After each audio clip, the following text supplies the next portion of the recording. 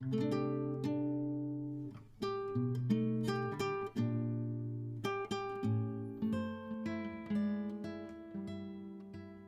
araw po sa inyo lahat at muli po, welcome po dito sa inyong paboritong programa. Dear Kuya E, kumusta po?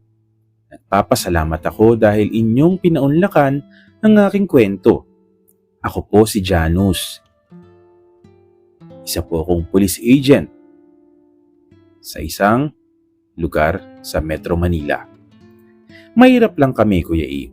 Construction worker ang tatay ko at tagaluto sa karinderya ng ninang ko ang nanay ko. Ginapang ng tatay at nanay ko ang pag-aaral ko at nakatapos naman po ako ng kolehiyo sa kursong BS Criminology. Kuya E, kung alam nyo lamang ay bisexual ako. Pumapatol po ako sa babae at pati po sa lalaki. At bata pa lamang ako ay hilig ko na po na maglaro ng patintero, mangolekta ng stationaries at Barbie dolls, pero mahilig akong mangolekta ng baril, mag-darts at mag-target shooting. May best friend po ako, Kuya E. Siya po si Drake. 10 years ko na siyang best friend simula noong nag-aaral kami sa college. Nagkwekwentuhan ng mga kung ano-ano kapag kasama si Drake na isa na ngayong head chef ng restaurant niya. Nagsishare din siya ng problema sa akin, Kuya E. Halos lahat alam ko kay Drake. Family, career, finances at syempre, ang love life niya. Sa katunayan po, ay ikakasal na si Drake sa kanyang fiancé na si, tago natin sa pangalang Akiko, isang Japanese-Filipino businesswoman. Wow, sarap talaga ng luto mong pasta carbonara, Drake. Busog na busog ako. Sabi ko sa kanya, talaga? Thank you.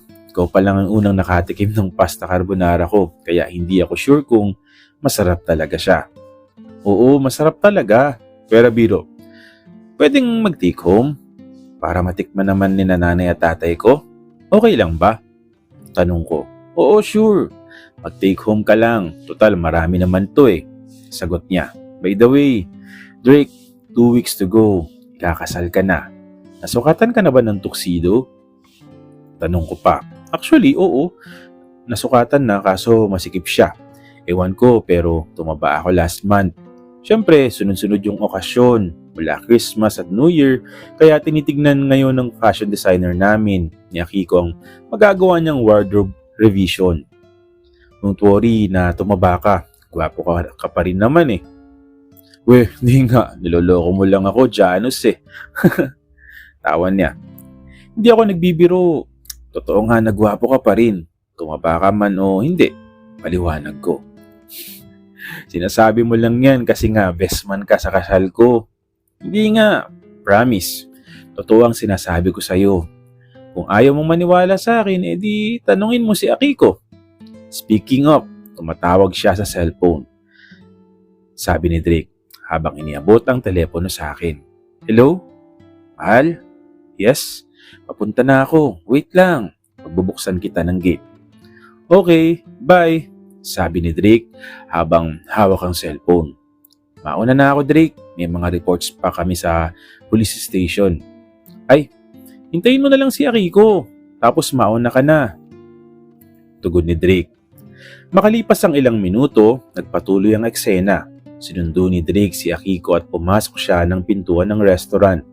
Pagpasok ni Akiko, agad siyang bumati sa akin at tinanong kung kumain na ako. Sagot ko na kumain na ako at nagmamadali akong aalis. Samantala, lumapit si Drake at humingi ng pasensya sa akin dahil hindi na niya ako naasikaso. Ngumiti ako at sinabing okay lang yun. Huwag na itong alalahanin at paalam na sa kanila. Sabay biro ng bye lovebirds. Daan-daan akong umalis ng restaurant ni Drake. Nakita ko sa bungad ng bintana ang halikan at yakapan nila sa loob ng bahay. Sobrang aliw na sweet sila sa isa't isa. Unti-unti tumutulo ang mga luha ko pagsakay ko ng tricycle palabas ng restaurant ni Drake at pamilya niya. Totoo niyan, Kuya E, mahal ko si Drake. Matagal na since college pa kami. Ang hirap labanan ng feelings ko sa kanya. Sobrang nakakaaliw at makento siya. Isa pa, sobrang bait at generous niya, lalong-lalo na sa mga nangangailangan. Tumutulong siya sa kapuspalad dahil may sinusuportahan siyang orphanage. Alam kong mali na may feelings ako sa kanya, sa kapwa kong lalaki, pero hindi ko kayang pigilan kasi Kuya E yung feelings ko, lalong-lalo na kay Drake. Alam ko kung kailan na masaya si Drake at kung kailan siya malungkot. Sinasabi niya ang deepest secrets niya sa akin for the longest time. Siyempre, best friends kami for 10 years. The friendship and love between us grew stronger as time passed by, Kuya E. Pinalusot ko na lamang kay Drake ang mga reports ko sa police station. Pero ang totoo, umuwi na ako sa pagod dahil buong araw akong nasa estasyon. Naligo ako at nagbihis ng pamtulog dahil alas 11 na po yun ng gabi na makauwi ako sa amin. Kuya E, nakatulog na ako nang tumunog yung cellphone ko. Inaantok pa ako nang matanggap ang tawag mula kay Drake sa alas 4 ng madaling araw. Hindi ko maintindihan kung bakit ako papupuntahin niya sa bahay niya sa ganitong oras na madaling araw na, pero ramdam ko takot sa boses niya sa kabilang linya. Sinabi niya na nagkaroon siya ng panaginip na nakakakilabot at may pwedeng mangyari sa kanya kaya hindi niya kayang maghintay pa. Pinilit kong hikayatin ang sarili ko na pwede naman sana mamayang umaga na lang, pero malinaw sa tono ng boses niya ang urgency. Lalo na dahil may nakatakdang meeting sila ni Akiko sa wedding coordinator mamayang alas 8 ng umaga. Hindi na ako nakapagprotesta, Kuya E. Sa halip, pumayag na rin ako sa sarili kong plano. Kumuha ako ng damit, nag-shower, nagbihis at inihanda ang sarili ko para pupuntahan ko si Drake agad sa bahay niya sa gitna ng antok at kaba. Pagpasok ko sa bahay ni Drake ay nag-uusap kaming dalawa. Habang kausap ko siya, naramdam ko ang kaba niya tungkol sa panaginip na bumabagabag sa kanya, Kuya E. Ipinagpaumanhin niya sa akin ang pagka-bother niya dahil sa matinding takot at kaba na dulot ng panaginip. Sinabi ko sa sarili ko na okay lang yon at hindi ko siya masisisi. Malakas ang tiwala niya sa akin kaya nauunawaan ko ang sitwasyon. Habang pinaghahandaan niya ako ng kape, inaisip ko kung gaano kakomplikado yung panaginip niya. Ikinento niya na tila may humahabol sa kanya sa gubat at binaril siya ng isang Japanese soldier at nakaset sa 1940s pa ang lahat. Sa isip ko, tama naman. Japanese period nga ang setting pero hindi ko maiwasang itanong sa sarili ko kung ano ang itsura ng soldier. Kung payat pa o mataba. Ramdam ko rin ang takot ni Drake habang ikinekento niya at naalala ko kung paano siya nagpapawis at nanginginig sa bawat detalye. Kahit alam kong panaginip lang yun. Wait lang. Natawa lang ako kasi tinatanong mo pa yung sarili mo kung mataba ba yun o payat. Wait lang, sorry. Habang pinagmamasdan ko siya, naiisip ko na baka may kinalaman ito sa past life niya. Kahit na iniiwasan niyang maniwala sa ganitong bagay, may nakarating sa akin dati na kapag ang past life ng isang tao ay puno ng hamon, ang susunod na buhay ay may blessings na nakalaan. Kaya sinubukan kong ipaliwanag sa kanya, kahit alam kong baka inis siya sa akin sa sobrang supernatural ng tono ko. Ramdam ko na gusto niyang patahimikin ang lahat ng haka-haka, kaya pinili kong ilahad na for entertainment lang at siya pa rin ang may desisyon sa buhay niya kung hindi man siya naniniwala sa hula. Ipinaliwanag ko rin sa kanya na may kakilala akong manghuhula sa Taguig City na maaaring makatulong sa kanya tungkol sa panaginip niya. Habang iniisip niya kung peking manghuhula ba yon, siniguro ko sa sarili ko na may kredibilidad ang babaeng yun at baka may mahalagang mensahe siyang ihahatid sa kanya. Habang pinapaliwanag ko ang buong sitwasyon, narinig ko rin ang takot at kaba ni Drake tungkol sa paulit-ulit na panaginip mula sa pagkabata, kung saan may umahabol sa kanya at pumapatay gamit ang isang mahabang baril na isang Japanese soldier na malabo ang muka. Naiintindihan ko kung bakit natatakot siya at naisip ko na mas makakabuti kung isusulat ko ang address ng manghuhula para direkta nang mapuntahan niya ito. Pinayuhan ko siya na hanapin si Aling Lucia na sabihing ako ang nag-recommend sa kanya at baka may makuha siyang gabay tungkol sa kanyang past life at kung ano ang maaaring mangyari sa kanya. Kuya E, hindi tunay na pangalan ito ni Aling Lucia. Sinabihan ko rin siya na mas mainam kung isasama niya si Akiko para maniwala rin siya at maiwasang magkaroon ng pagdududa tungkol sa kredibilidad ng manghuhula. Sa lahat ng iyon, ramdam ko ang urgency ni Drake, ang takot at ang pagnanais na malaman kung ano ang nakaraan niya, habang ako naman ay nakatuon sa pagiging gabay at suporta niya sa ganitong sitwasyon. Makalipas ang ilang oras, dumating sina Drake at Akiko sa tahanan ni Aling Lucia, ang eksperto at kilalang manghuhula sa Taguig na ako mismo ang nagrekomenda. Pagkabukas ng pintuan, nagpakilala si Drake at tinanong kung siya nga bang manghuhula. Sagot ni Aling Lucia, oo, ako nga, pasok kayo. Ngunit bago patuloy ang makapasok, nagpaalam si Akiko na sa kotse na lamang siya mananatili dahil may online meeting pa siya para sa opisina. Humingi siya ng paumanhin sa kanyang mahal dahil hindi niya ito masasamahan sa sesyon. Ngunit nagpasalamat si Drake sa effort na sumama pa rin siya kahit saglit lang. Sa loob ng bahay, tinanong ni Aling Lucia kung ano ang paipaglilingkod niya. Pinaliwanag ni Drake na nais niyang magpahula tungkol sa kanyang pamilya, career, finances at love life. Saglit na nawala ang manghuhula upang kunin ang deck of cards at inabutan muna siya ng juice. Pagbalik, iniabot kay Drake ang mga baraha at sinabing siya ang magbalasa. Pagkatapos nito, nagsimulang magbasa si Aling Lucia. Ayon sa kanya, sa taong 2025 ay magiging maswerte si Drake. Makakasama niya ang kanyang pamilya buong taon. Sa career, nakikita raw niya ang pagbubukas ng isang bagong negosyo sa kalagitnaan ng taon na may kinalaman sa real estate.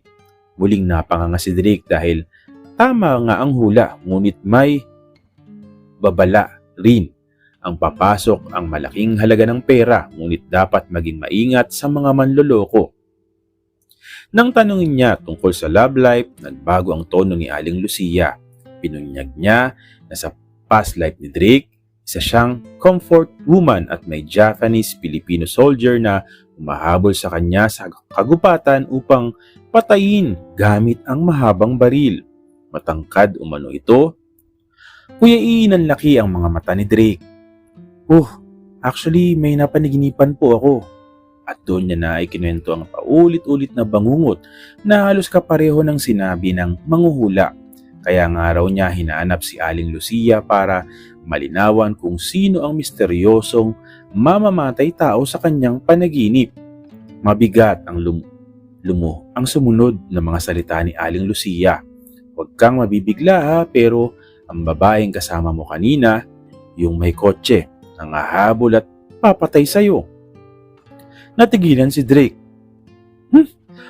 Si Akiko? Hindi pwede to. Ngunit iginiit ng manghula, oo, si Akiko nga. Siya ang babaeng hahabol at papatay sa'yo. Nagpahayag ng pagdududa si Drake. Hindi raw kapani-paniwala na masasabi yun ni Aling Lucia gayong kakilala pa lamang nila ni Akiko nang wala pang isang oras. Ngunit ipiniliwanag ng manghuhula na may kakayahan siyang kilalanin agad ang tunay na intensyon ng isang tao sa unang kita pa lamang. Idinagdag pa niya na kung may nagawa kang mabigat sa iyong past life, habang buhay mo yung pagbabayaran sa susunod na buhay. Mag-iingat ka kay Akiko, Drake, ang huling babala niya. Napabuntong hininga na lang si Drake at sa loob-loob niya ay naisip na malas nga siya kung totoo man yun. Tumayo siya, nagpasalamat at nagpaalam na aalis na. Dala-dala ang bigat ng sinabi ni Aling Lucia at ang tanong kung totoo nga ba ang babalang yon o isa lamang yung kwentong walang saysay. Isang araw habang kumakain ako sa restaurant ni Drake, napunta kami sa isang usapan na hindi ko inaasahan. Bigla niyang binanggit ang pangalan ni Akiko at halos mapasigaw ako sa gulat. What? Si Akiko? Pambihira naman. Agad kong nasabi pero mabilis niya akong pinatigil. Sinabihan niya akong huwag maging maingay dahil baka marinig pang ng mga tao, lalo na raw kung sumulpot pa ang fiancé niya. Kaya Bumulong na lang ako at nagsorry, sabay tanong kung paano nalaman ni Aling Lucia na si Akiko nga ang may balak na masama laban sa kanya. Ipaniliwanag sa akin ni Drake na maraming palatandaan na si Akiko ang tinutukoy ni Aling Lucia. Una, Japanese-Filipino daw ito at Takahashi pa ang middle name. Pangalawa, kilala raw si Akiko sa kakaibang hobby nito gaya ng mahilig mangolekta ng mga baril at kutsilyo at karamihan pa sa mga iyon ay pamana ng kanyang ama at lolo. Pangatlo, adik na adik daw ito sa mga pelikula tungkol sa serial killers, mga tipong punong-puno ng karumal-dumal na eksena ng patayan. Higit sa lahat, tumutugma raw ang buong deskripsyon ni Aling Lucia. Matangkad at medyo balingkinitan kay Akiko. Habang nagsasalita si Drake, napaisip ako na tama nga siya at wala akong nagawa kundi magtanong kung ano yung plano niya. Sinabi ni Drake na mas lalo siyang kinakabahan ngayon, lalo na't malapit na ang kasal nila. Halos hindi na raw siya makatulog kakaisip kung paano niya haharapin ang sitwasyong ito. Saka ako naisip na baka mas mabuting ikansela na lang niya ang kasal. Kaya maingat kong sinabi, Drake, huwag kang ma-offend pero sa tingin ko, wag mo na kayang ituloy ang kasal ninyo ni Akiko. Agad niyang tinutulan yon. Para sa kanya, sayang ang lahat ng paghahandas. Oras, effort, wedding coordinator, fashion designer, invitations, catering, pati na rin ang wedding cake. Ang iisip pa niya, kawawa raw si Akiko kung matutuklasan nito na hindi na matutuloy ang kasal. Baka raw gawin nito na wakasan ng kanyang buhay.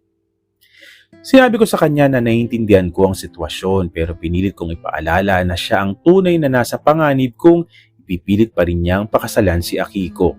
Oo, masasaktan ng babae pero ang buhay niya ang nakasalalay dito. Sa huli baka maintindihan din siya ni Akiko kahit mahirap yun tanggapin. Huminga ng malalim si Drake. Mahirap daw talaga dahil mahal na mahal niya si Akiko at sobra na ang investment nila sa kasal. Pero sinabi rin niya na pag-iisipan niya ang mga sinabi ko. Sa puntong yon, tinapik ko siya sa balikat at sinabihang, sige tol, kung kailangan mo ng karamay o kaibigan, nandito lang ako para sa'yo. Ngumiti siya at gumanti ng tapik. Salamat Janus, I really appreciate it. Ang tanging nasabi niya. Makaraan ng isang linggo, Kuya E, nagkausap sina Drake at Akiko. Pero sadyang may hadlang sa amin ni Drake dahil tinanggap muli ni Drake si Akiko. Ibig sabihin, matutuloy ang kasal. May hadlang sa inyo. Okay. Nasaktan ako Kuya E dahil pagkatapos ko kumbinsihin si Drake na wag nang ituloy ang kasal, tumindig pa rin siya.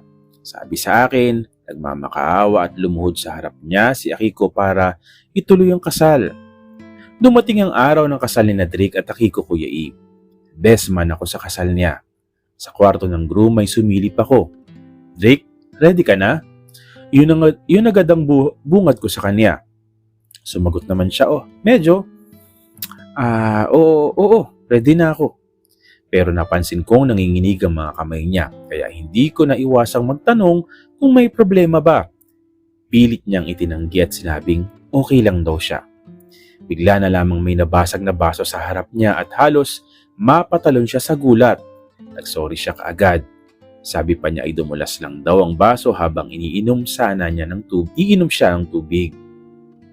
Agad kong pinigilan at sinabihan, wag, magsusugat ka Drake. Ako na lang ang magwawalis at magdadakot ng basag na baso. Habang pinupulot ko ang mga bubog, narinig ko siyang bumuntong hininga at inamin niya na sa akin na, Janus, tol, pasensya na ha, napaparanoid na ako. Di ko alam ang mangyayari sa amin, especially sa honeymoon namin. Napailing na lang ako. Sabi ko sa kanya, di ba? Nakaparanoid at nakakapraning yan. Lalong-lalo na kapag alam mong fiancé mo ang papatay sa'yo. 2 hours pa bago ang kasal, may panahon pa para mag-back out ka, Drake. Tatakas kita. Tara, umalis na tayo. Pero pinilit niyang ngumiti at nang matigas. Sagot niya relax lang daw kami at everything would be alright. Tuloy pa rin ang kasal. Naiis na ako. sa katigasan ng ulo niya kaya napabuntong hininga na lang ako. Hay nako, bahala ka nga sa buhay mo. Sa inis ko, nag-walkout ako palabas ng kwarto at iniwan siyang nakaupo roon. Bago pa man tuluyan ako makalayo, narinig ko ang tinig niya mula sa loob. Sandali, Janus. Pero hindi na ako lumingon. Sa araw ng kasal ni Drake, pinipigil ko ang pagtulo ng luha ko habang naglalakad siya sa altar. Ang bawat hakbang niya ay parang tinik na bumabaon sa dibdib ko, Kuya E. Pero wala akong magawa, kundi ngumiti at maging masaya na lang para sa desisyon ng best friend ko. Pagsapit ng wedding reception, nilakasan ko ang loob kong lapitan siya. Gusto kong mag-sorry sa naging asal ko bago ang kasal. Congratulations and best wishes sa inyo ni Akiko. Tol, pasensya ka na ha sa inasal ko kanina. Siguro uminit lang ang ulo ko. Mahina akong sinabi. Niyakap ni Drake ako ng mahigpit at ang sagot lang niya, wala yun. Concern ka lang sa akin kaya naiintindihan kita, Janus. Thank you for everything na ginawa mo sa akin. Hindi ko kailanman makakalimutan na yun. Pinilit kong ngumiti at sabihin sana masaya ka sa naging desisyon mo. Tumugon siya ng isang payak ng ngiti pero sa likod ng lahat ng iyon, unti-unti nang nadudurog ang puso ko, Kuya E. Lalo na tuwing nakikita ko silang dalawa na nagyayakapan at naghahalikan. Sa bawat sandaling magkahawak sila ng kamay, ini-imagine kong sana ako na lang sana ang kahawak ng kamay niya at hindi si Akiko. Pagka-uwi ko, dumiretso ako sa alak. Naglasing ako hanggang madaling araw. Kasabayan ko ang isang tambay sa kanto na walang pakialam sa dinadala ko. Sa bawat lagok ng alak, pilit kong ibinabaon ang sakit pero lalo lang itong umaakyat at bumibigat.